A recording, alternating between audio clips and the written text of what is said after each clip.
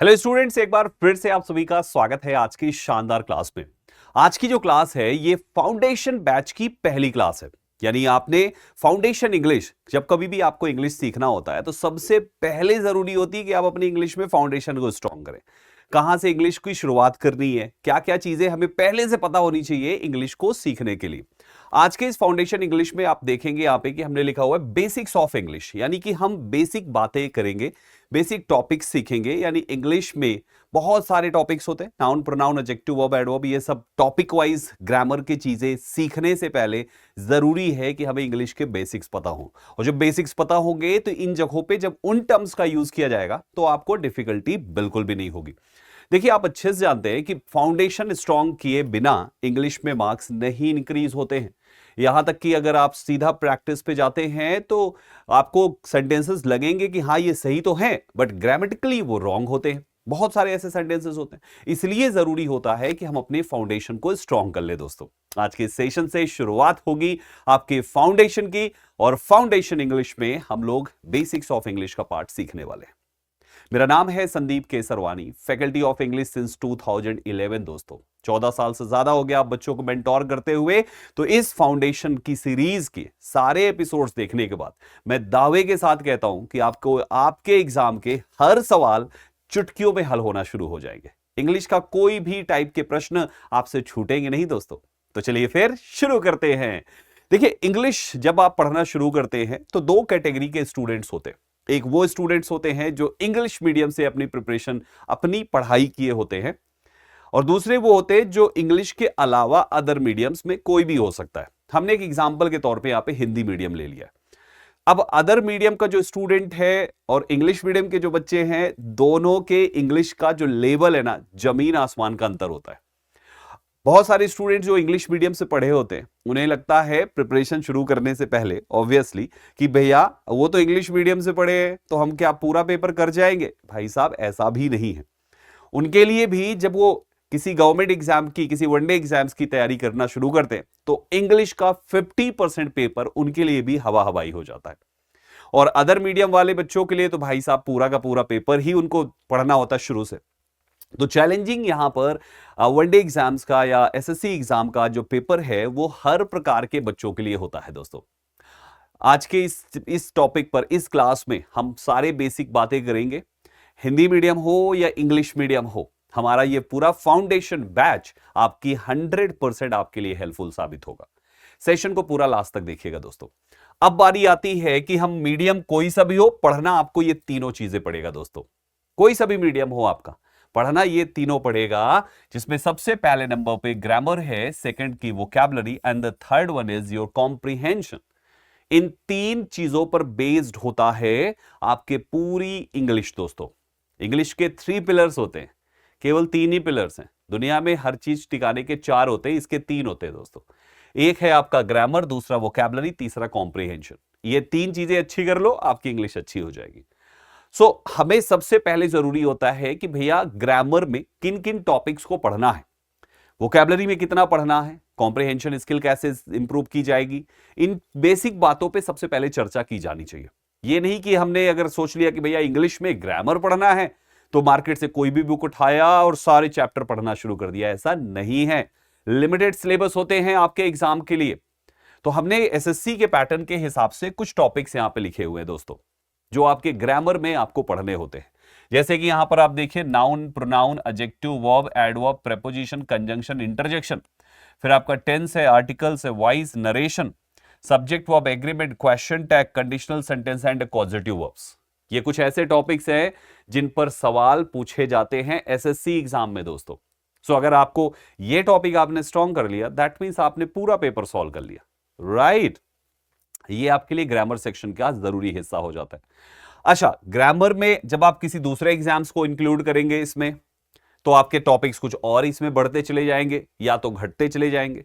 तो अलग अलग एग्जाम के हिसाब से आपके जो टॉपिक्स हैं वो कम या ज्यादा हो सकते हैं, लेकिन भाई साहब बेसिक पार्ट्स ऑफ स्पीचेस तो वही रहते हैं सब जगह पे, ठीक है।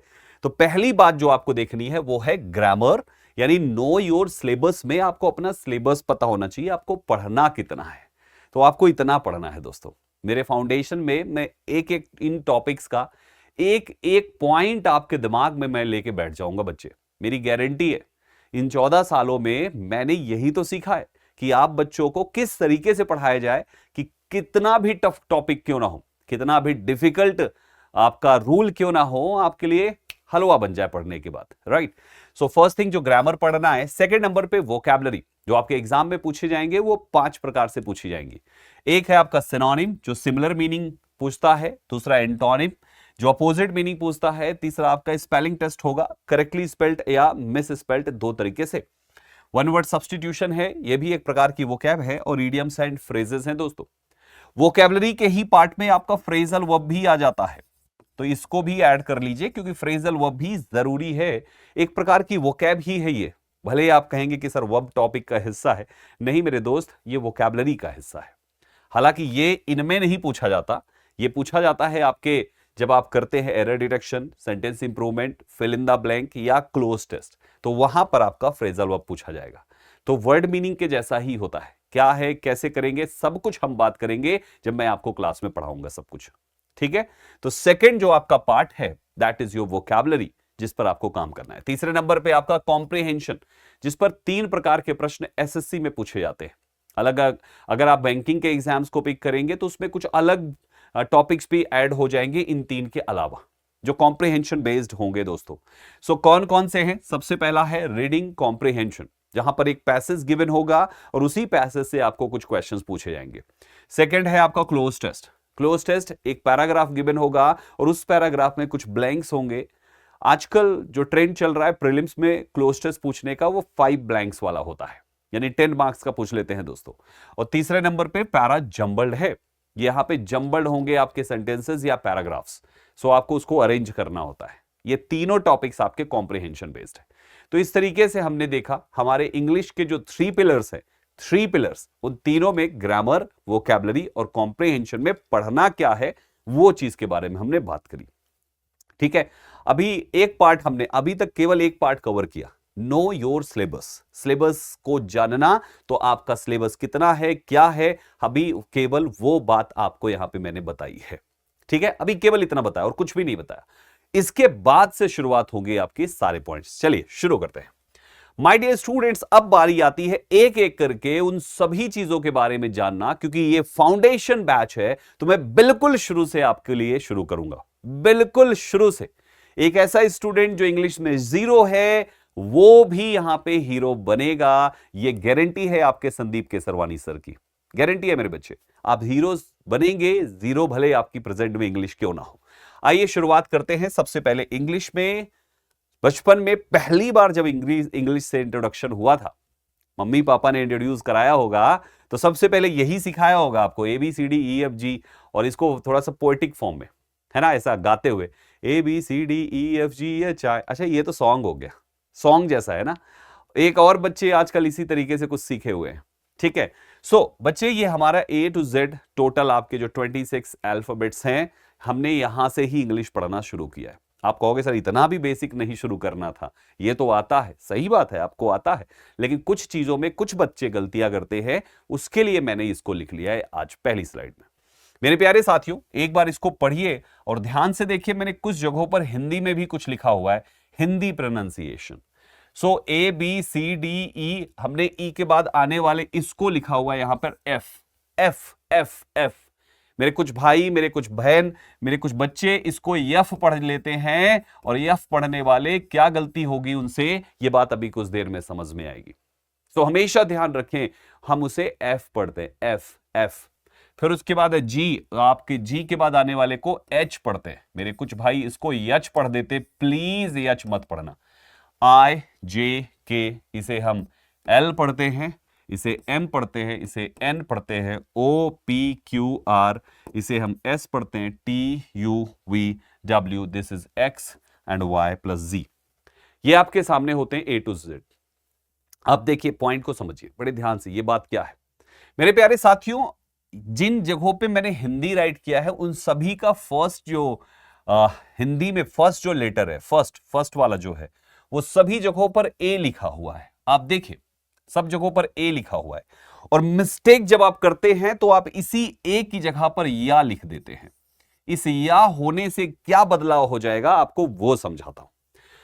आपको कुछ और भी अंदाज में पढ़ाऊंगा।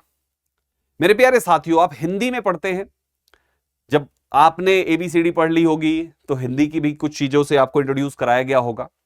इस ए और या में होने से क्या गलतियां हो जाएगी उसको समझिए। जो आपका ए है वो यहां पे है और जो आपका या है वो आपका यहां पे है। दोस्तों, हमने ए से या किया, इसका मतलब हमने क्या कर दिया, हमने उसे वॉवेल साउंड से स्टार्ट होने वाले लेटर को कॉन्सोनेंट साउंड से स्टार्ट कर दिया। प्यारे साथियों, यहां पे वॉवेल से कॉन्सोनेंट या कॉन्सोनेंट से वॉवेल होने पे बहुत बड़ी मिस्टेक हो सकती है, इसलिए प्रोनाउंसिएशन करेक्ट होना चाहिए। सो यहां पे आपका ये जो होते हैं, आ छोटा आ बड़ा, ई छोटी ई बड़ी, ऊ छोटा ऊ बड़ा, ए ओ और अन आ, ये होते हैं आपके हिंदी वाले वॉवेल्स जिनको हम स्वर कहते हैं। और ये का से लेकर ज्ञा तक आपके हिंदी कॉन्सोनेंट्स है जिन्हें हम व्यंजन कहते हैं।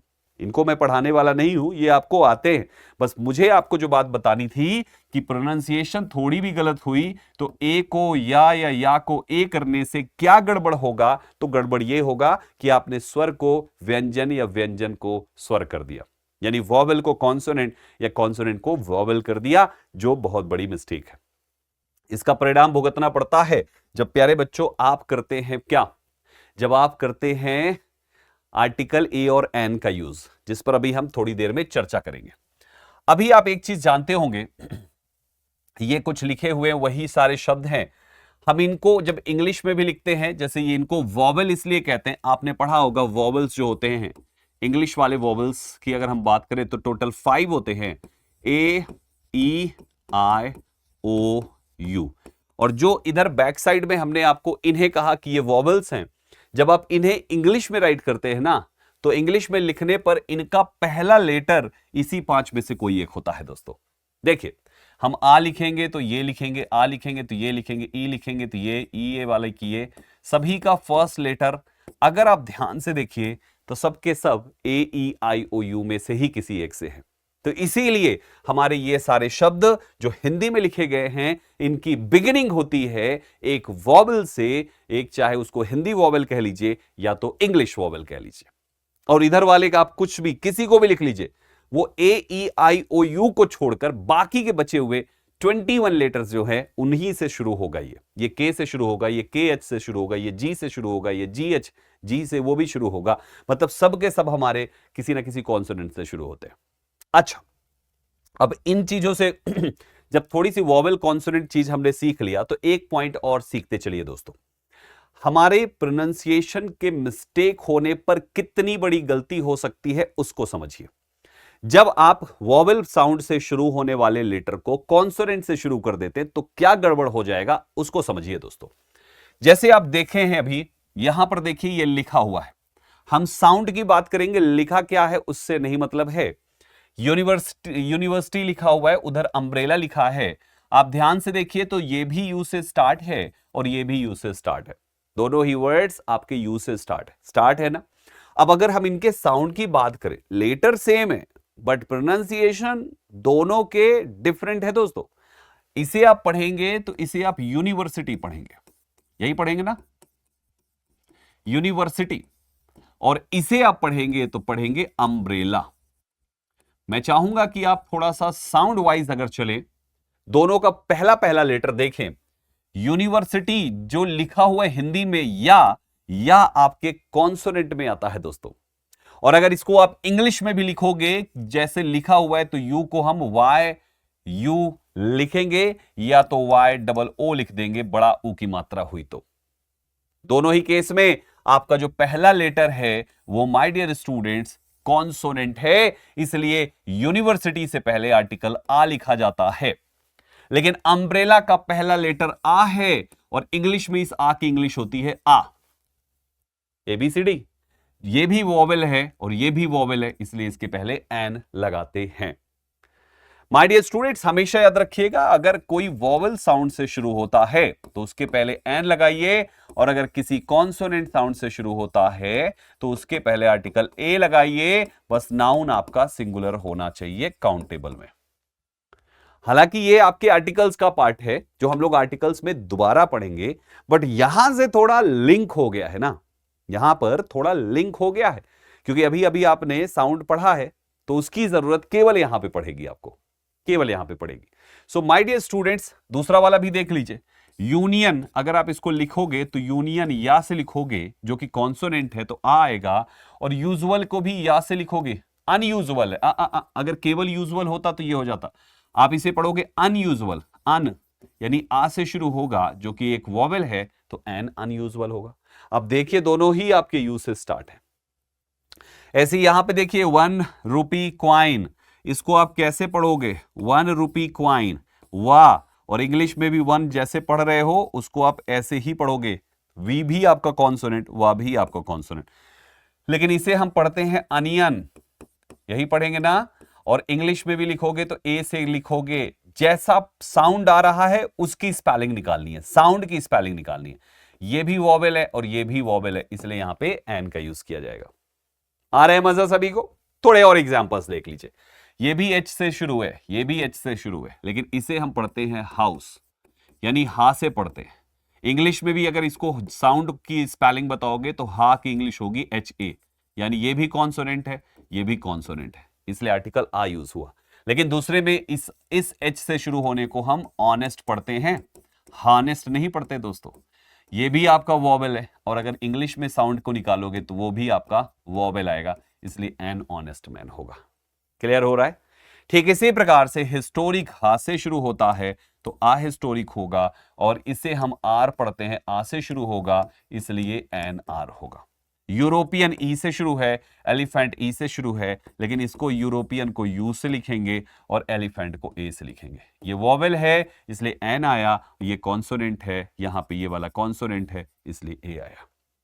वो लिखा किस लेटर से उसको कभी मत देखना, लिखा किस लेटर से, लिखा तो ये भी ई से है, आप ये देखोगे तो ए ई आई ओ यू वाले सोचकर सीधा आप एन लगा दोगे, गलत मेरे भाइयों। आपको प्रोनाउंसिएशन, जो आप प्रोनाउंस कर रहे हो उसकी स्पेलिंग बतानी है।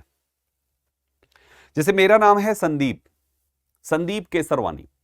अब अगर मुझे संदीप को लिखना है तो आपको जो सुनने में आ रहा है वैसी ही स्पेलिंग लिखना है, sun S A N, deep D double E P, बन गया संदीप की स्पेलिंग।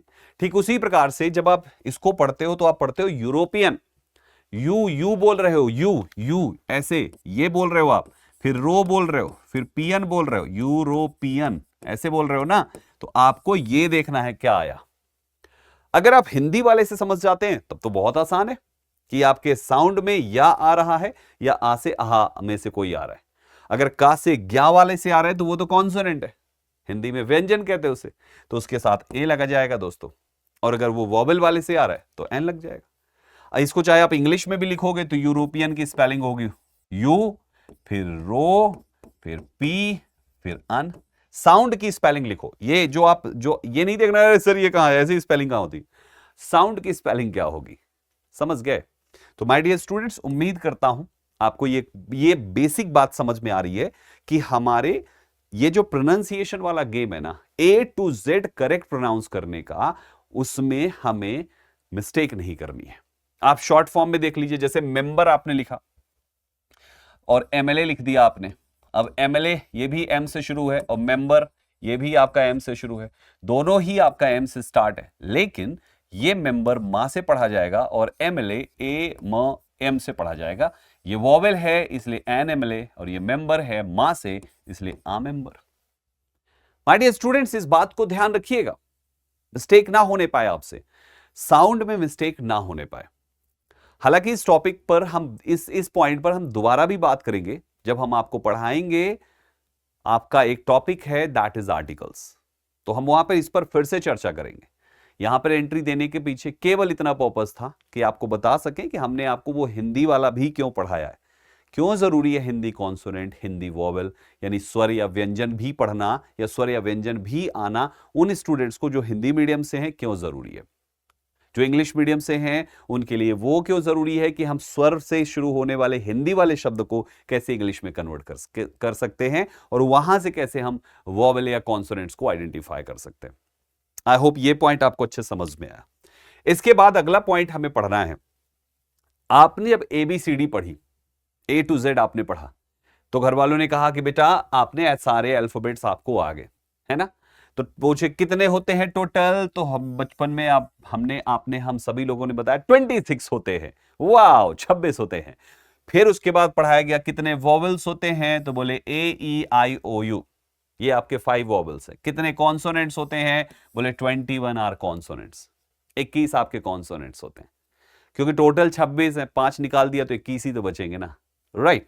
सो हमारे 26 में से 5 जैसे ही माइनस किया, जो हमारे वॉवेल्स हैं, बचे हुए आपके 21 कॉन्सोनेंट्स होते हैं इंग्लिश में, ठीक है। ABCD सीखने के बाद फिर आपको हम सभी को सिखाए गए थे छोटे छोटे वर्ड्स, याद है। तो सेकेंड नंबर पे आपको पढ़ना होता है वर्ड, यानी इंग्लिश की लर्निंग में जो दूसरे नंबर पे हमें आपको सिखाते हैं बचपन में, दैट इज वर्ड।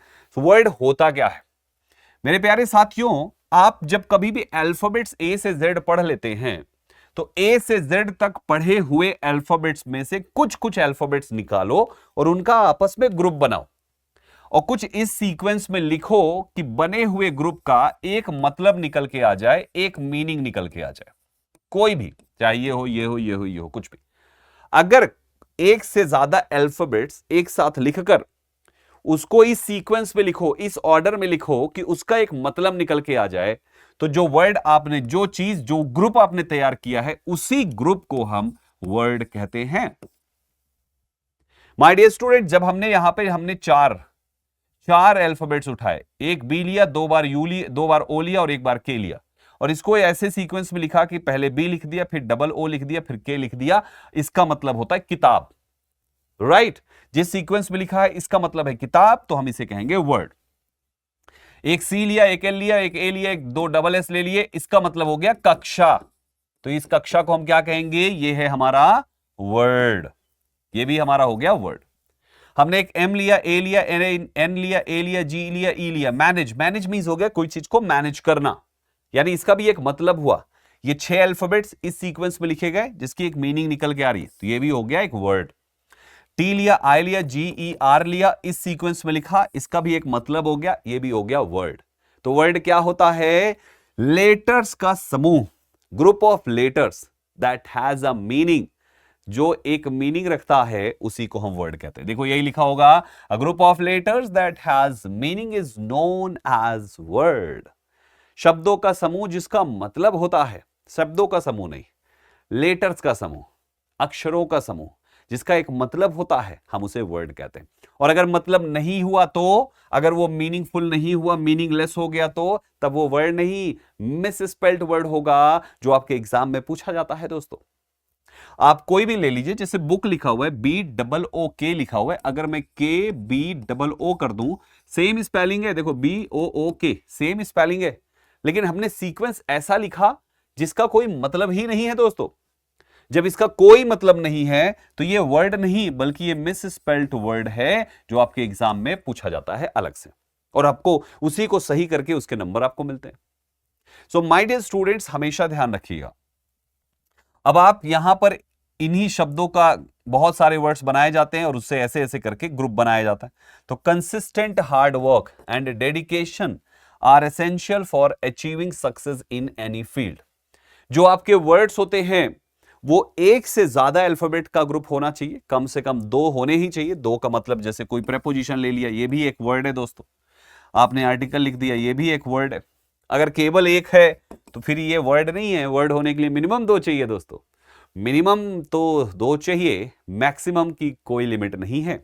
ये सभी आपके वर्ड्स हैं जो ये सेंटेंस में लिखा है।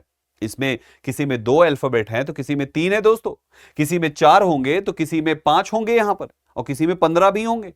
इसका मतलब जो हमारे वर्ड्स हैं उसमें अल्फाबेट्स की मैक्सिमम कोई लिमिट नहीं है, मिनिमम है 2 होने चाहिए, क्योंकि 2 से कम 1 होता है, और 1 तो ABCD ही हो गया फिर तो, है ना। सो माय डियर स्टूडेंट्स, हमेशा ध्यान रखिएगा, वर्ड क्या है, ग्रुप ऑफ अल्फाबेट्स। ठीक, जब हम वर्ड सीख जाते हैं तो वर्ड के आगे बढ़ते हैं।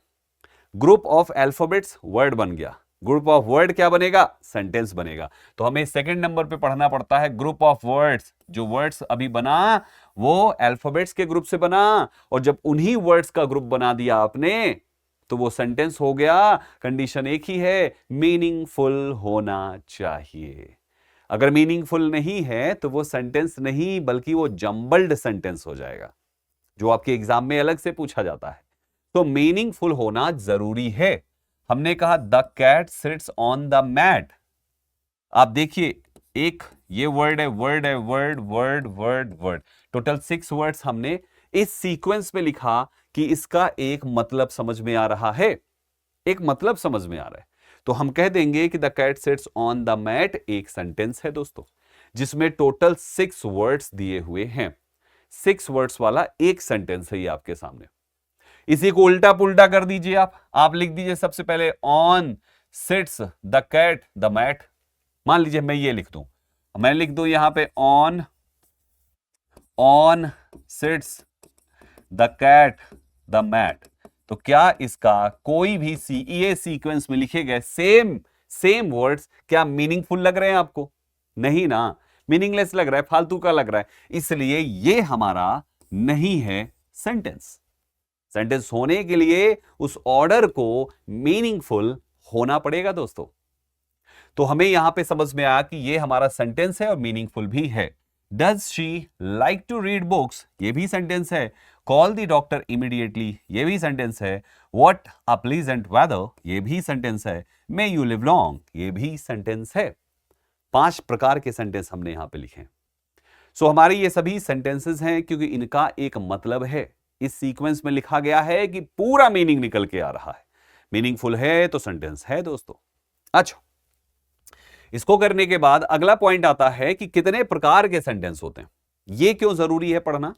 मेरे प्यारे साथियों, सेंटेंस के टाइप्स जरूरी हैं। जब आपको एक्टिव वाइज पैसिव वाइज करना होगा या डायरेक्ट इनडायरेक्ट, जिसको हम नरेशन कहते हैं, पढ़ना होगा, तो इन दोनों टॉपिक्स में आपको ये 5 टाइप के सेंटेंसेस की जरूरत पड़ेगी।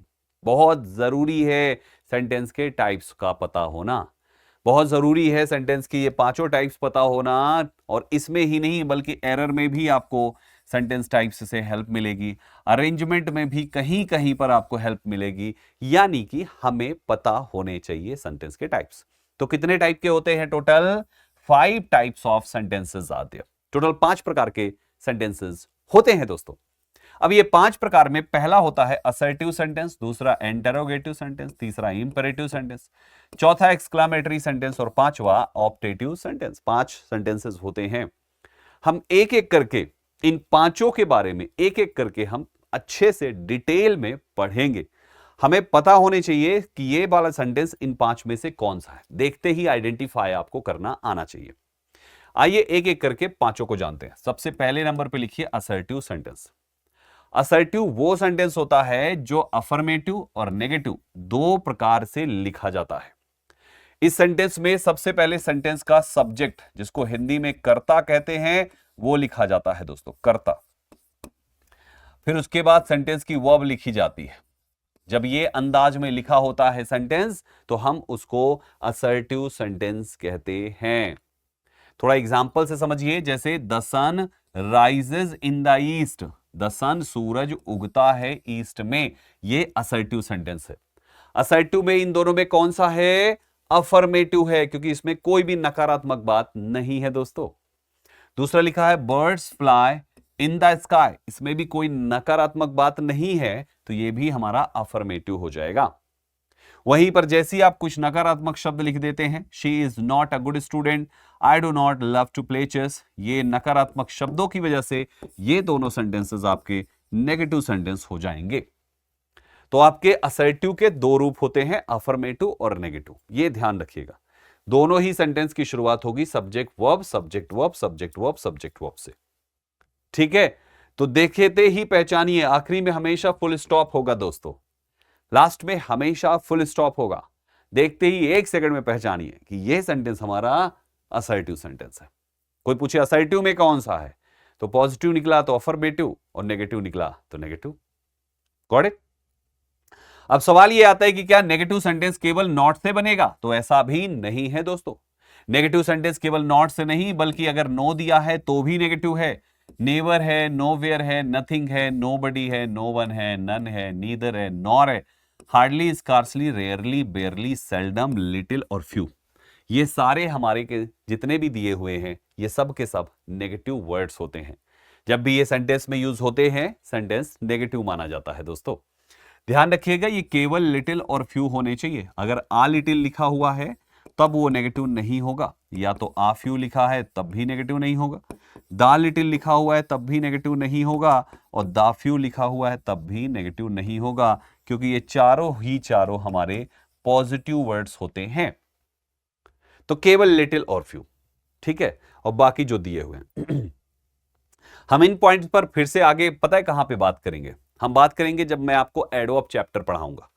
तो एडवर्ब चैप्टर पे नेगेटिव चीजों से कुछ कॉन्सेप्ट्स बनते हैं जिस पर आपको जानकारी होनी चाहिए, राइट। अभी बस आपको इंट्रोड्यूस करा रहा हूं कि सेंटेंस में असर्टिव सेंटेंस के दो रूप अफर्मेटिव और नेगेटिव जब होते हैं तो उसके नेगेटिव में ये नकारात्मक कोई भी शब्द हो सकते हैं। फिर आता है आपका सेकंड नंबर का सेंटेंस जिसको कहते हैं इंटरोगेटिव सेंटेंस। क्या सवाल समझ में आया? इंटरोगेटिव से क्या समझ में आया? प्रश्नवाचक, बिल्कुल सही समझे हैं आप। ये है प्रश्नवाचक, प्रश्न यहां पे दिया जाता है दोस्तों। प्रश्नवाचक में प्रश्न पूछा जाएगा, है ना, प्रश्न पूछा जाएगा। जैसे व्हाट इज योर नेम, प्रश्न पूछा गया। हाउ आर यू टुडे, प्रश्न पूछा गया। Why are you late today, प्रश्न पूछा गया। कैन यू हेल्प मी, प्रश्न पूछा गया। डू यू लाइक पिज्जा, प्रश्न पूछा गया। Is this your favourite book, यहां भी प्रश्न पूछा गया। इन सभी सेंटेंसेस में प्रश्न पूछा गया। लास्ट में क्वेश्चन मार्क लगा हुआ है, देख लीजिए क्वेश्चन मार्क लगा हुआ है। ऐसा जहां पे भी ऐसा सिंबल लास्ट में लगा हो समझ जाना सेंटेंस इंटरोगेटिव है। इंटरोगेटिव की कुछ खास बातें, सबसे पहला ये किसी ना किसी WH वर्ड से शुरू होगा। व्हाट, हाउ, वेयर, व्हेन, विच, कोई भी WH वर्ड, हु, हुम, हुज, आपके किसी भी प्रश्न पूछे जाने वाले WH वर्ड से शुरू होगा, या तो किसी हेल्पिंग वर्ब से शुरू होगा। हेल्पिंग वर्ब क्या होती है हम अभी आपको कुछ देर में बताएंगे दोस्तों। सो आपके यहां पे इनसे शुरू होगा। जब भी इनसे शुरू हो और आखिरी में क्वेश्चन मार्क हो, 1 सेकंड में बोलिए इंटरोगेटिव है, जीरो एक्सेप्शन, तुरंत बोलिए इंटरोगेटिव है, ठीक है। तीसरा सेंटेंस आपका आएगा इंपेरेटिव सेंटेंस। इंपेरेटिव सेंटेंस क्या होता है दोस्तों? इंपेरेटिव वो सेंटेंस है जिसमें ऑर्डर है, रिक्वेस्ट है, सजेशन है, प्रपोजल है, प्रोहिबिशन है। प्रोहिबिशन का मतलब है मना किया जा रहा है किसी को। जब भी इस प्रकार के भाव दिए हुए हो समझ जाइए वो सेंटेंस हमारा इंपेरेटिव सेंटेंस है दोस्तों। क्लियर हुआ? तो इंपेरेटिव सेंटेंस में ऑर्डर, रिक्वेस्ट, सजेशन, प्रपोजल या प्रोहिबिशन जैसे भाव दिए जाते हैं। वहां पे आपको यह ध्यान रखना है, ऐसे सेंटेंसेस या तो आपके देखो किन से शुरू होंगे यार, या तो मेन वर्ब की फर्स्ट फॉर्म से शुरू होंगे, या तो प्लीज से शुरू होंगे, या तो काइंडली से शुरू होंगे, और फिर मेन वर्ब की फर्स्ट फॉर्म लिखे जाएंगे। ठीक, लेट से शुरू होंगे, लेटस से शुरू होंगे, इसको लेटस भी लिखा हो सकता है, अलग अलग भी हो सकता है, या ऐसे शॉर्ट में भी हो सकता है, या तो डोंट से शुरू होगा या नेवर से शुरू होगा। सबके डायरेक्ट बाद मेन वर्ब की फर्स्ट फॉर्म, कोई सब्जेक्ट वगैरह नहीं होता इसमें सब्जेक्ट होता ही नहीं है दोस्तों। जो इंपेरेटिव सेंटेंस होते हैं उसमें सब्जेक्ट होता ही नहीं है, केवल मेन वर्ब होती है बस। सब्जेक्ट यू हिडन होता है जो लिखा नहीं जाता इसमें। तो आपका क्लोज द डोर ये ऑर्डर दे रहे हो, इंपेरेटिव है। प्लीज सिट डाउन, रिक्वेस्ट किया, इंपेरेटिव है। Let him wash his hands, आपने किसी को अलाउ किया कि let him wash his hands, है ना, उसको हाथ धुल लेने दीजिए। फिर don't turn off the light, किसी को मना कर रहे हो कोई चीज के लिए, प्रोहिबिशन हो गया। Let us go to watch movie, proposal दे रहे हो मूवी देखने जाने के लिए। तो ये सेंटेंसेस हमारे क्या हैं? ये सेंटेंसेस हमारे इंपेरेटिव सेंटेंस है। याद रहेंगे ना? देखते ही पहचान जाइए भैया कि हाँ ऐसे ऐसी चीजें हैं, तो ये हमारा इंपेरेटिव सेंटेंस होता है। आगे बढ़िए, अगला है एक्सक्लेमेटरी सेंटेंस। एक्सक्लेमेटरी वो सेंटेंस होता है जिसमें एक्सक्लेमेशन भाव होता है, इसमें साइन ऑफ एक्सक्लेमेशन ऐसा दिया होगा दोस्तों, सिंबल से भी पहचान जाएंगे आप। इसकी शुरुआत होगी या तो व्हाट से, या तो हाउ से, या किसी ना किसी इंटरजेक्शन से। ये इंटरजेक्शन क्या है हम आगे बात करेंगे, लेकिन थोड़ा सा आपको बता देते हैं। इंटरजेक्शन वो शब्द है जो माहौल बनने पर, सिचुएशन आने पर अपने आप मुंह से निकल जाता है। जैसे खुशी वाला इंटरजेक्शन होता है हुर्रा, हा, गम वाले इंटरजेक्शंस होते अलास, ओह, आह, ऐसे दुखी वाले, है ना। सरप्राइज वाले इंटरजेक्शन होते हैं वाव, शाबाशी वाले इंटरजेक्शन होते हैं वेल डन, ब्रेवो, तो ऐसे इंटरजेक्शन से हम पहचान जाते हैं। और दूसरा क्या कंडीशन है, व्हाट से शुरू होगा या तो हाउ से शुरू होगा, लेकिन सवाल नहीं पूछेगा। जैसे ये व्हाट से शुरू हुआ, व्हाट अ ब्यूटीफुल डे, क्या इसमें कोई सवाल पूछा उसने? व्हाट प्रश्न भी पूछता है, यहां पे नहीं पूछ रहा ना। व्हाट जब प्रश्न नहीं पूछ रहा, साइन ऑफ एक्सक्लामेशन लिया, एक्सक्लामेटरी है। जब भी इंटरोगेटिव सेंटेंस होगा व्हाट या कोई भी, तो हेल्पिंग वर्ब हमेशा सब्जेक्ट से पहले लिखी जाएगी।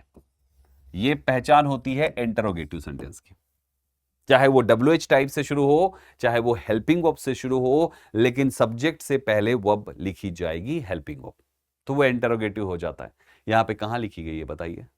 नहीं ना, तो इसलिए ये हमारा, और लास्ट में क्वेश्चन मार्क की जगह साइन ऑफ एक्सक्लामेशन भी लगा हुआ है, तो 1 सेकंड में पहचान हो गई, भैया एक्सक्लामेटरी सेंटेंस है।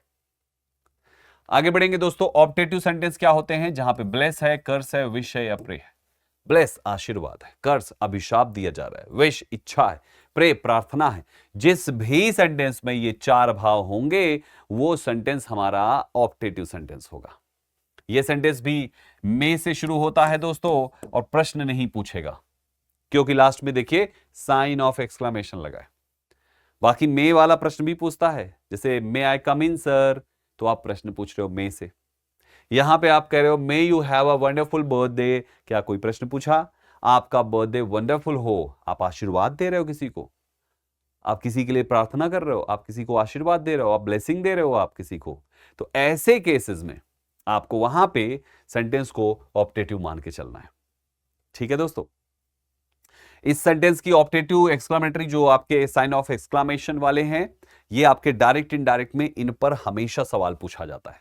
हम डायरेक्ट इनडायरेक्ट जब पढ़ेंगे तो दोबारा ऑप्टेटिव और एक्सक्लामेटरी सेंटेंस के बारे में फिर से पढ़ेंगे, लेकिन इतना डिटेल में नहीं। इसलिए यहां पर जो पॉइंट्स आपको बताए गए हैं या एग्जांपल्स दिए गए हैं उसको अच्छे से तैयार कर लीजिएगा।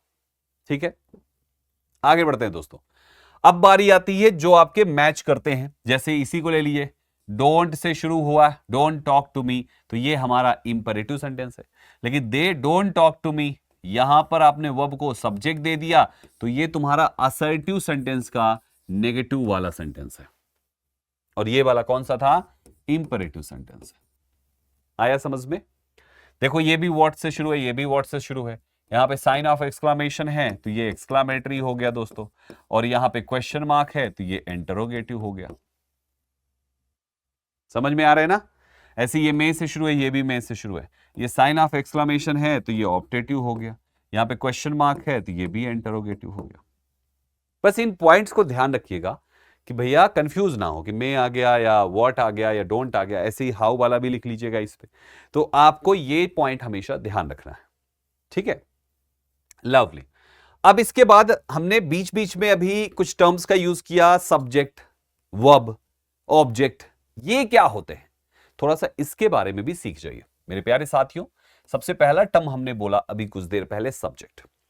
जब हम आगे पढ़ेंगे ना, सो माय डियर स्टूडेंट्स, इस टर्म का यूज मैं हमेशा करूंगा। जब भी सब्जेक्ट बोलूं तो इसका क्या मतलब है, या सेंटेंस के कौन से वर्ड को मैं इंडिकेट कर रहा हूं, इस बात को कैसे समझ पाएंगे कि सब्जेक्ट क्या है, उसको मैं बताने जा रहा हूं आपको। इसलिए बड़े ध्यान से सुनिएगा, क्योंकि पूरे बैच में सब्जेक्ट सब्जेक्ट सब्जेक्ट सब्जेक्ट आपको 10,000 बार सुनना पड़ेगा दोस्तों। ठीक है, इसलिए एक बार ध्यान से सुन लीजिए, नहीं तो 10,000 बार चीजें बाउंस करेंगी। सब्जेक्ट क्या है? The word that performs the action. Sentence में कोई एक ऐसा वर्ड होगा जो किसी एक्शन को परफॉर्म करेगा। इसका मतलब क्या हुआ?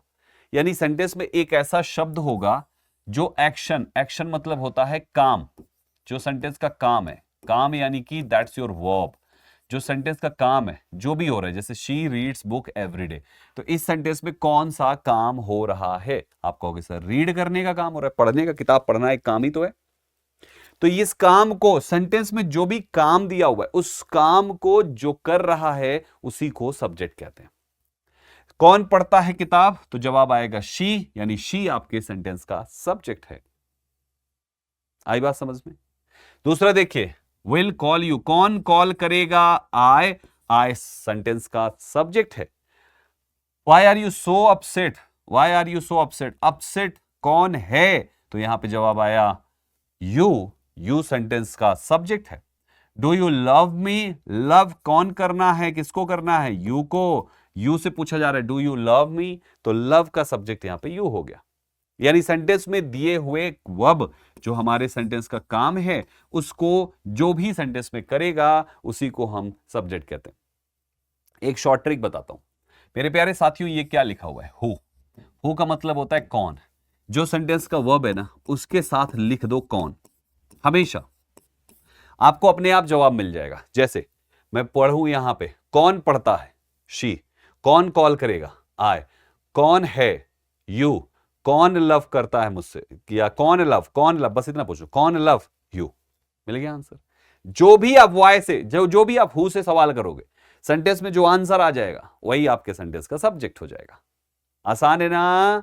तो आसानी से चाहे हु से पहचान लो या ये समझ लो कि एक्शन को परफॉर्म करने वाला जो परफॉर्मर है वही सब्जेक्ट है। दूसरे नंबर पे आपका आता है वर्ब। वर्ब यानी क्या है, वो जो परफॉर्मर है ना, वो जो काम करेगा। जैसे मैं परफॉर्मर हूं यहां पे और मैं क्या कर रहा हूं, टीच कर रहा हूं, तो मैं एक काम कर रहा हूं जिसको कहते हैं टीच करना। तो ये टीचिंग क्या हो गई दोस्तों, ये टीच करना क्या हो गया, हमारी वर्ब हो गई। सो वर्ब क्या होती है, क्रिया कहते हैं इसको हिंदी में। My dear student, this is called क्रिया इन हिंदी, हम इसको हिंदी में क्रिया कहते हैं। अभी आप देखिए जैसे the sun rises in the east, कौन राइजेज, द सन।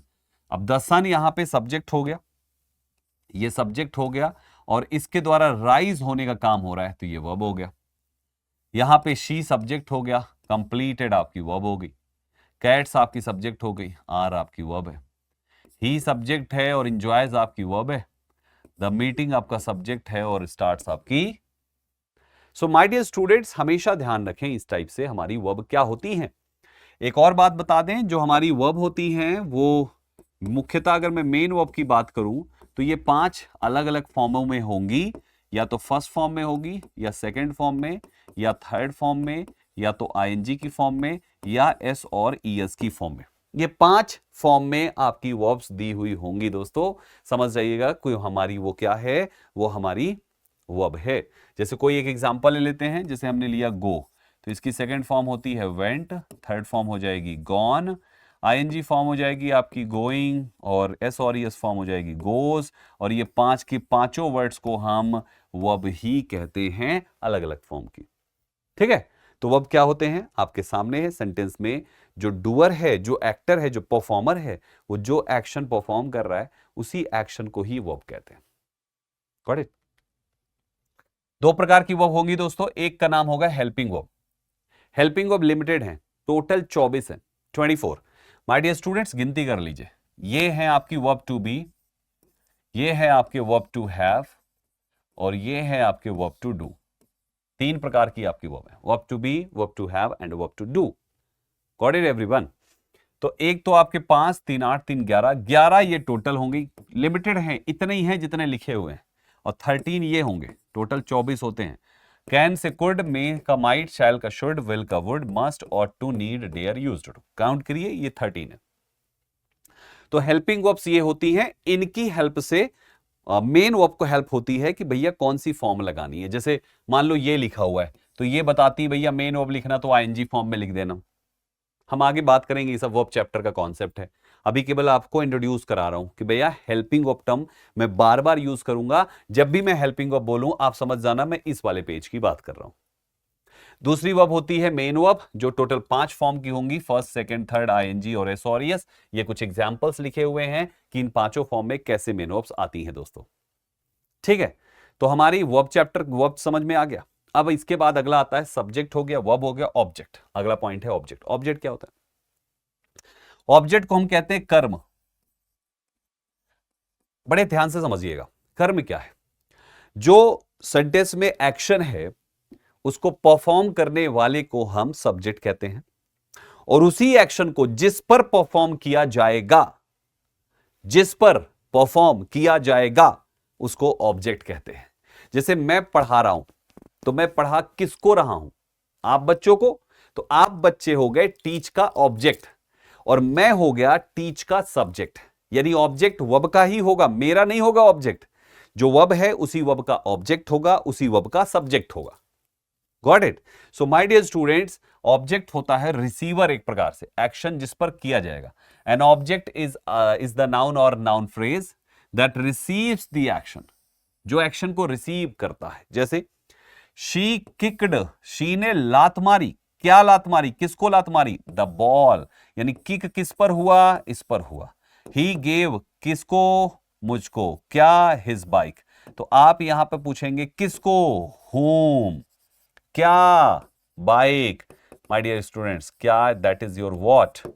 यानी कि आप एक सेंटेंस में मैक्सिमम 2 ही ऑब्जेक्ट्स हो सकते हैं, या तो आप किसको, किसका, किसकी, होम से सवाल पूछो, या तो व्हाट से सवाल पूछो।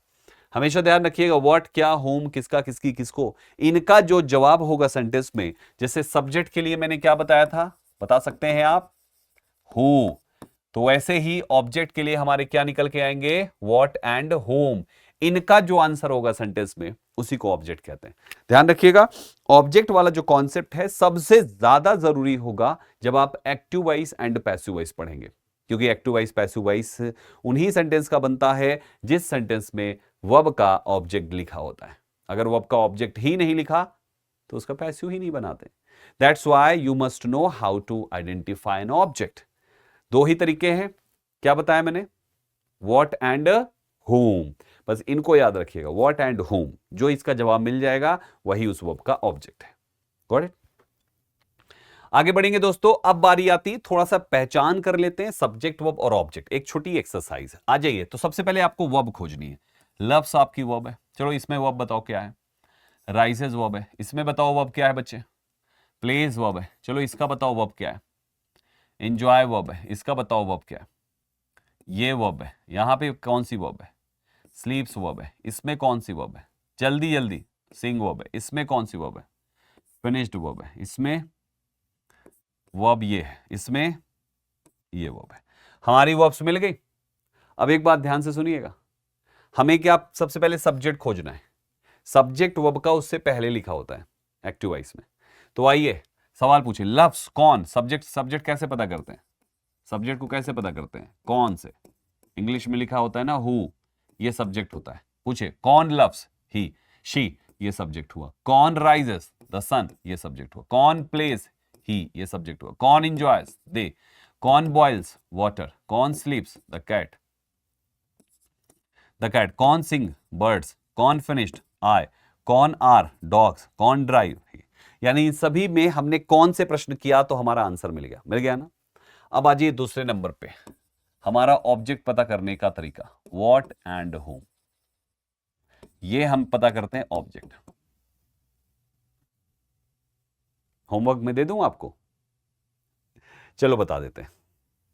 सवाल पूछे पहले, she loves reading. She loves what? She loves what? She loves what? आप कहोगे सर बुक्स। आप यही बोलोगे ना, वो पसंद करती है क्या? आप कहोगे बुक्स। गलत जवाब। शी लव्स, वो पसंद करती है क्या? बुक, पढ़ना पसंद करती है। माय डियर स्टूडेंट्स, ये पूरा जो रीडिंग बुक्स है ना, ये पूरा हिस्सा ऑब्जेक्ट का होगा। आधा अधूरा ऑब्जेक्ट पर भी मत छोड़िएगा, गलत हो जाएगा, एक्टिव पैसिव में गड़बड़ हो जाएगा बच्चा। She loves what? Reading books. तो रीडिंग बुक्स आपका पूरा ऑब्जेक्ट होगा। ऐसे ही द सन राइजेस, पूछिए यहां पर क्या राइजेस? किसको राइजेस? कहां राइजेस? ओहो, ये तो कहां का जवाब है। कहां यानी वेयर, और वेयर का जवाब ऑब्जेक्ट नहीं होता। इसका मतलब इस सेंटेंस में कोई ऑब्जेक्ट है ही नहीं दोस्तों। थर्ड सेंटेंस है, ही प्लेज। क्या plays? The guitar. The guitar object हो गया। दे इंजॉय, क्या enjoy? Travelling together. Travelling gerundial object हो गया। वाटर बॉइल्स, अब क्या बॉइल्स? किसको बॉइल्स? तो ये सब कॉम्प्लीमेंट में चला जाएगा। द कैट स्लीप्स, ये भी प्लेस है तो ये भी ऑब्जेक्ट नहीं है।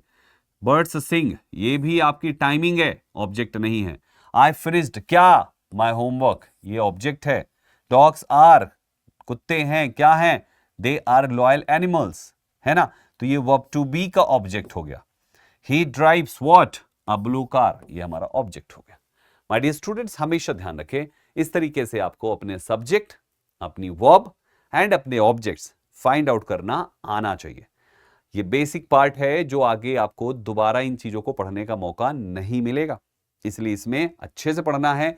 न्यूज़पेपर उठाना है, कोई बुक उठानी है और उसमें से अंडरलाइन करना है कौन सा सब्जेक्ट है, कौन ऑब्जेक्ट है, कौन सा आपका वर्ब है। ठीक है, इसके बाद आगे बढ़ते हैं दोस्तों। अगला टर्म आता है जो हम यूज करेंगे, दैट इज क्लॉज। बड़ा शानदार टर्म है। देखो, आपने अल्फाबेट से सीख लिए ABCD, उसमें वोवेल छाट ली अलग से, कॉन्सोनेंट अलग कर लिया आपने, यहां तक कर लिया। फिर उसके बाद आपके आते हैं अल्फाबेट के बाद आपने वर्ड सीख लिया, आपने सेंटेंस सीख लिया और भी काफी चीजें सीख ली। उसी हिस्से में एक बीच में एक और टर्म यूज किया जाता है जिसको हम क्लॉज कहते हैं। क्लॉज सेंटेंस का वो रूप है जिसमें एक सब्जेक्ट और एक वर्ब का होना जरूरी है। A clause is a group of words that contains both a subject and a verb. Clause शब्दों का वो समूह है जिसमें एक सब्जेक्ट और एक वर्ब का होना जरूरी है। ये दोनों का होना जरूरी है, तब जाके वो क्लॉज बनेगी। अब जैसे यहां पे देखिए, she went to the store, ये पूरा एक सेंटेंस है दोस्तों, ये पूरा एक सेंटेंस है। और अगर इसी में आप कुछ और लिख दो, इसके साथ कुछ और इंक्लूड कर दो कि if she went to the store, if she went to the store, I would help her buy whatever she wanted. अब इस सेंटेंस में आपका जो if she went to the store, ये जो लाइन लिखी होगी, ये एक क्लॉज होगी क्योंकि इसमें सब्जेक्ट भी और एक वर्ब भी है। ठीक है, ऐसे ये वाला भी हिस्सा एक क्लॉज हो गया क्योंकि यहां भी सब्जेक्ट वर्ब है। ये वाला हिस्सा क्लॉज हो गया क्योंकि यहां भी सब्जेक्ट और वर्ब है। क्लॉज की जरूरत कहां पड़ेगी संदीप सर? तो सुनिए, क्लॉज आपको पढ़ाया जाएगा कंडीशनल सेंटेंस में दोस्तों। अभी बस इतनी बात याद रखिए, क्लॉज बोलने का मतलब ही हो गया सब्जेक्ट प्लस वर्ब। ये आगे पीछे हो सकते हैं, हो सकता है वर्ब पहले लिखा हो उसके बाद सब्जेक्ट हो, चलेगा, लेकिन क्लॉज का मतलब है होने दोनों चाहिए। Got it? एक टर्म और यूज होता है, दैट इज फ्रेज। फ्रेज क्या होता है? इसमें सब्जेक्ट वर्ब कभी नहीं होने चाहिए, कोई एक हो सकता है, दोनों एक साथ नहीं होने चाहिए। ये क्या है? ये वर्ड्स का वो ग्रुप है दोस्तों जो एक बिना सब्जेक्ट और वर्ब के इस्तेमाल होता है, दोनों को एक साथ नहीं लेता। कोई एक आ भी सकता है, नहीं भी आए तो भी सही है। समझो एग्जांपल से, a phrase is a group of words that work together to convey a particular meaning but does not contain both a subject and a verb. इसका कुछ पर्टिकुलर मीनिंग तो होगा इस ग्रुप का, लेकिन इसमें सब्जेक्ट वर्ब नहीं होंगे दोनों एक साथ में। जैसे द बिग रेड बॉल, ये आपका एक फ्रेज है। शी हैज बीन स्टडीइंग का एक मतलब, शी जोड़ लिया तो फिर ये क्लॉज हो जाएगा, शी हटा दिया इसीलिए तो ये हमारा फ्रेज है। ऐसी द टीम जो कि फुल ऑफ एनर्जी है, तो ये फुल ऑफ एनर्जी ये हमारा फ्रेज है। वॉन द मैच, ये हमारा फ्रेज है। ईडियम्स एंड फ्रेजेस आप पढ़ते हो ना, ईडियम्स एंड फ्रेजेस, है ना? तो उसको ईडियम है और फ्रेज के रूप में होता है, एक से ज्यादा वर्ड्स हैं। शी स्पोक क्या?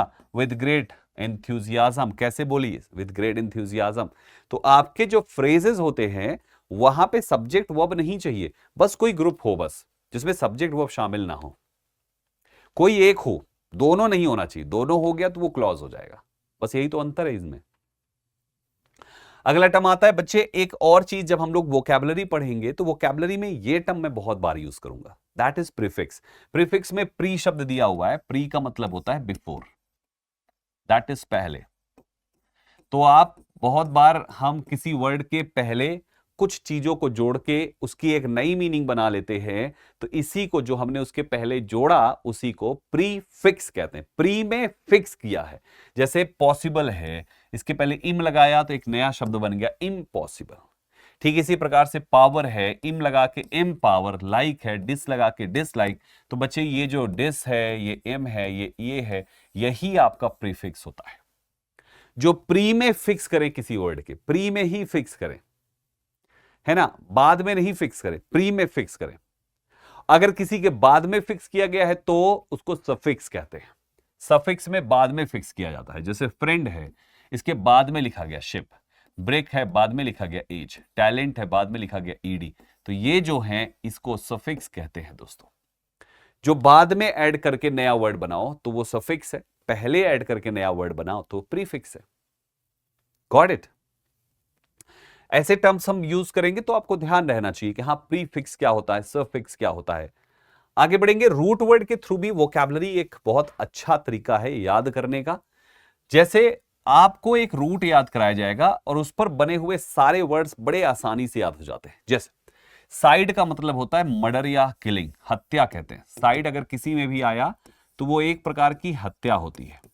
अब जैसे आपने देखा कि इंसेक्टिसाइड, कहीं पर इंसेक्टिसाइड आपने देख लिया, आप समझ गए साइड दिया हुआ है तो ये हत्या है। किसकी हत्या है?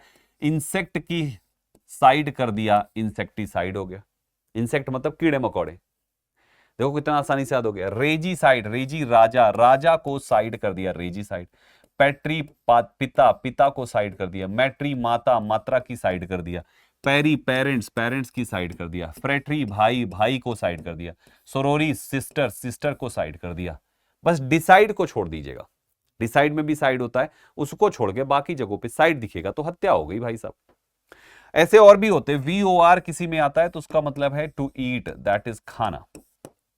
जैसे कार्निवोरस, यहां पे VOR आ गया, खाना। क्या खाना? कार्नी, कार्नी का मतलब होता है मीट। मांस को वोर करे उसको कार्निवोरस कहते हैं। तो आप देखिए ये सब रूट है बच्चे। मैं आपको अभी केवल एक आइडिया दे रहा हूं कि मैं जब बोलूं कि रूट वर्ड के थ्रू ये चीज है, इसका ये रूट है, तो रूट समझ जाइएगा कि उसका मतलब मैं कहना क्या चाह रहा हूं।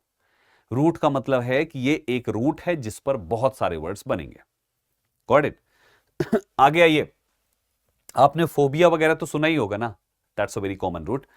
अगला एक टर्म है दैट इज डिटर्मिनर। बच्चे डिटर्मिनर एक्चुअली कुछ नया नहीं होता। जैसे पार्ट्स ऑफ स्पीच में आप एडजेक्टिव पढ़ते हो ना, तो एडजेक्टिव का ही एक दूसरा रूप होता है डिटर्मिनर। मुझे कहीं कहीं पर यह शब्द भी बोलना पड़ेगा इस पूरे बैच में ताकि आप पहले से समझ लो है क्या ये। डिटर्मिनर एडजेक्टिव का ही दूसरा नाम है दोस्तों। दोनों में अंतर यह है कि जो एडजेक्टिव्स होते हैं हम उसको हर वर्ड, हर एडजेक्टिव की अलग अलग फॉर्म बना सकते हैं। जैसे हमने कहा टॉल, TALL, तो टॉल से टॉलर बन जाएगा और टॉलेस्ट बन जाएगा। आप देखिए हमने इसकी फॉर्म बना दी। इस फॉर्म को हम एडजेक्टिव की भाषा में डिग्री कहते हैं।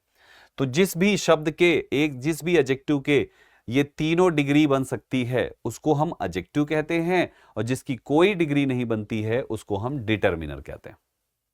तो आपके डिटर्मिनर्स की डिग्री नहीं है। ए एंड द क्या बनाओगे? द का डिग्री बताओ।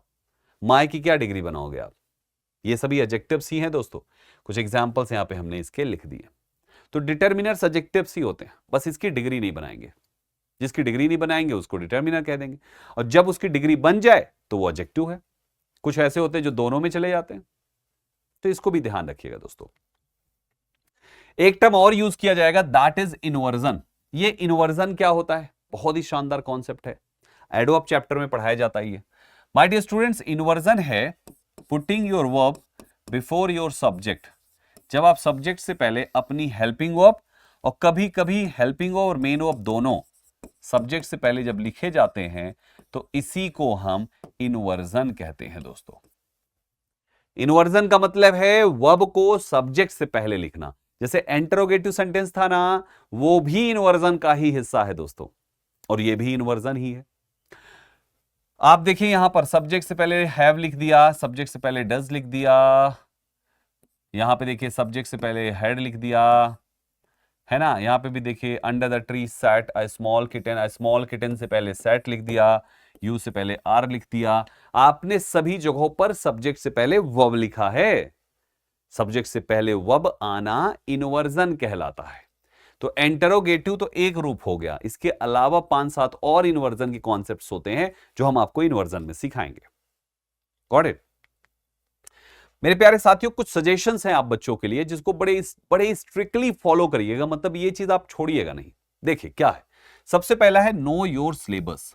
मैंने आपको इंग्लिश के बारे में बात करी, तो इंग्लिश के अलावा बाकी सब्जेक्ट्स में भी आप अपना सिलेबस जरूर जान लीजिएगा अपनी प्रिपरेशन शुरू करने से पहले। सबसे पहला काम। दूसरे नंबर पे है लर्न वोकैबुलरी एवरीडे। बहुत सारे बच्चे क्या करते हैं, आज सीखे 4 दिन भूल गए, 4 दिन पढ़ ही नहीं रहे वोकैब। ऐसी गलती मत करना। 7 days 365 days my dear students, आपको वोकैबुलरी बिल्डिंग पर काम करना ही करना है। एक टारगेट बनाइए कि मैं कम से कम 40-50 वर्ड्स याद करूंगा, सिनोनिम एंटोनिम सब मिला के। निमोनिक्स टेक्निक हम आपको सिखाएंगे, लेकिन रिवीजन करते रहिएगा दोस्तों। अगला है इंप्रूव कॉम्प्रिहेंशन स्किल। आपको डेली बेसिस पर रीडिंग पर काम करना है मेरे भाई, ये जरूर करना है। रीडिंग शुरू कर दीजिए, चाहे न्यूज़पेपर पढ़िए या जो आपकी मर्जी वो पढ़िए, लेकिन पढ़िए आधा घंटा, 30 minutes every day you have to spend. नहीं तो ये स्किल इंप्रूव नहीं हुई तो काफी मार्क्स कट जाते हैं बच्चों के। जरूर इस पर काम करिए, प्रैक्टिस रेगुलरली, डेली बेसिस पर जो कॉन्सेप्ट पढ़िए उस पर बने हुए क्वेश्चंस की प्रैक्टिस खूब करिए दोस्तों। प्रैक्टिस रेगुलरली होनी चाहिए आपकी। टाइम मैनेजमेंट, आप जब क्वेश्चन पेपर सॉल्व करिए तो मोबाइल में टाइमर लगा के सॉल्व करिए। आपको पता होना चाहिए कि आप कितना टाइम ले रहे हो एक पेपर सेट सॉल्व करने में। और जब आप ऑनलाइन मॉक टेस्ट लगा रहे हो तब तो ठीक है, लेकिन जब आप ऑफलाइन इसे बुक से सॉल्व कर रहे हो तो भी आप टाइमर लगा के आपको सॉल्व करना चाहिए। टाइम स्पीड बढ़ाना भी जरूरी है, कम समय के अंदर ज्यादा क्वेश्चंस अटेम्प्ट करें आप। रिवीजन करते रहे दोस्तों, इसमें गलती बिल्कुल भी ना करें। वो बच्चे जो रिवीजन नहीं करते हैं बाद में पछताते हैं, क्योंकि उनको बाद में चीजें याद रहती नहीं है। तो रिवीजन जरूर करते रहें दोस्तों। अगला पॉइंट है क्वेश्चन एनालिसिस। जब आप क्वेश्चंस को सॉल्व करें, चाहे मॉक टेस्ट के थ्रू, पीवाई के थ्रू या पीवाईक्यू के थ्रू या तो कोई टॉपिक वाइज, तो आपको जो क्वेश्चंस आपके गलत हो जाएं उन क्वेश्चंस का एनालिसिस जरूर करिएगा। जो आते हैं वो तो आपको आते ही हैं, जो गलत हो गए हैं इसका मतलब वो नहीं आते हैं। तो आप आंसर देखिए, उसको समझिए और उस टॉपिक पर और भी क्वेश्चंस को सॉल्व कर डालिए, ताकि दोबारा जब वो पूछा जाए तो आप सबसे पहले उसको आंसर कर सके। और अगला दिया हुआ है पीवाईक्यू पेपर लगाते रहिएगा, प्रीवियस ईयर के क्वेश्चंस लगाते रहिएगा, मॉक टेस्ट लगाते रहिएगा, ताकि आपको अपनी ये प्रिपरेशन पता चलती रहे, आपकी स्पीड बढ़ती चली जाएगी दोस्तों। बस इन्हीं पॉइंट्स को फॉलो कीजिए, यकीन मानिए लाइफ में बहुत अच्छा जाएगा पेपर। मेरे पढ़ाए हुए बच्चे फुल मार्क्स लेकर आते हैं इंग्लिश में मेरे प्यारे बच्चों, फुल मार्क्स। एसएससी सीजीएल का फुल मार्क्स लेकर आए बच्चे, प्रीलिम्स में तो सारे ही फुल लेके आ जाते हैं भाई साहब, मतलब मेजॉरिटी जो होती है, क्योंकि प्रीलिम का स्टैंडर्ड मेंस के कंपैरिजन में थोड़ा सा डाउन होता है। और मेंस में अगर सीजीएल की बात करें 135, 132, 135 आउट ऑफ 135 पूरे मार्क्स लेकर आते हैं। तो आपके साथ भी ये चीज होगा। आप शुरुआत तो करिए, आपने अगर कर दी है शुरुआत तो बस मेहनत से ये पूरा बैच पढ़ डालिए, और जो सजेशन हम आपको दे रहे हैं या आगे टाइम टू टाइम देते रहेंगे उनको एज इट इज फॉलो करिएगा। ट्रस्ट मी, आपकी इंग्लिश जीरो भले होगी लेकिन हीरो बना के छोड़ूंगा। ठीक है, चलिए फिर अभी के लिए इतना काफी है। कुछ एक्सरसाइज में आपके लिए क्वेश्चंस दिए हुए हैं, लगभग 25 क्वेश्चंस है दोस्तों। इसके सेंटेंसेस को आइडेंटिफाई करना है कि कौन कौन सा सेंटेंस है, और मैंने उनके आंसर्स भी लिख रखे हैं जो आपको इस पीडीएफ में मिल जाएंगे। ठीक है, तो इसको भूलिएगा नहीं, अच्छे से जाइए, बढ़िया से प्रैक्टिस करिए, दिए गए होमवर्क को सॉल्व कीजिए और नोट्स जरूर बनाते चलिएगा। शॉर्ट में ऐसे पेन बदल बदल के नोट्स नहीं बनाना है। कम टाइम में कैसे आप लिख सकते हैं, शॉर्ट में आप कैसे लिख सकते हैं, पीडीएफ तो आपके पास ऑलरेडी होगी, क्लासेस भी आपके पास होंगी, बस जो नहीं होगा वो होगी आपकी अपनी नोट्स, अगर नहीं बनाई तो अपने से शॉर्ट में नोट्स बनाते चलें, पॉइंट वाइज बनाते चलें, और एग्जाम के टाइम में रिवीजन में आपकी पर्सनल नोट्स ही काम आएगी दोस्तों। तो जरूर बनाएं दोस्तों, नोट्स जरूर बनाएं। ठीक है, चलिए अभी के लिए इतना काफी है। मिलते हैं आप सभी से इसके अगले एपिसोड में एक नया टॉपिक बहुत ही शानदार अंदाज में लेकर आप सभी के साथ। Thank you very much, all the best, जय हिंद दोस्तों।